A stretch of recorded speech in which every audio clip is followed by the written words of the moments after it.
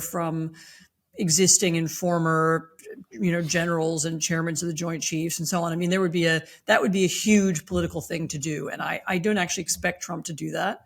I'm more worried about him undermining NATO through what he says, or through implications that NATO is now transactional, that Europe has to do X or Y if you want us to protect you. Mm-hmm. And that may even come into this issue we were talking about before. If Europe is going to regulate American media companies or American tech companies, then we won't protect you. I mean, it's more that kind of transactional way of talking about it that could undermine the sense of cohesion and could eventually, maybe not immediately, but eventually embolden the Russians to try and test NATO. What happens if we send some troops across the border into Estonia? What will you do? And that's more what I'm worried about.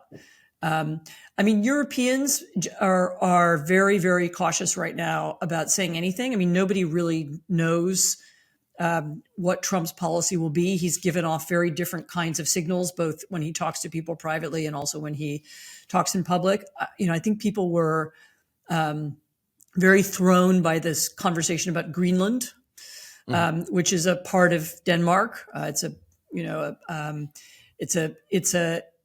And where the U.S. already has a military base, and where almost anything that the United States would like to do there, whether it's drilling for minerals or using shipping lanes or setting up, more bases, is possible now with the cooperation of the Danish government.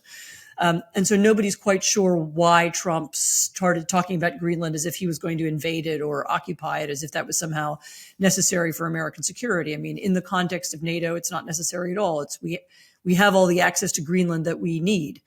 The question of whether it's really all that important is leave it aside for the moment. Do you think, though, that this is a distraction or some sort of lurch towards great power politics on the back of a napkin, or do you think it's something honestly, more sinister?